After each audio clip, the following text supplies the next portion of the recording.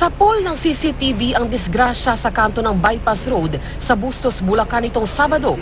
Tatawid na ng intersection ang puting van nang biglang bahagip na humaharurot na itim na van. Matapos nito bumangga pa sa nakaparadang 10-wheeler ang itim na sasakyan. Base sa investigasyon ng mga pulis, nagbeating the red light ang itim na van. 6 ang sugatan sa insidente. Nagkaayos naman ang mga nasangkot sa disgrasya.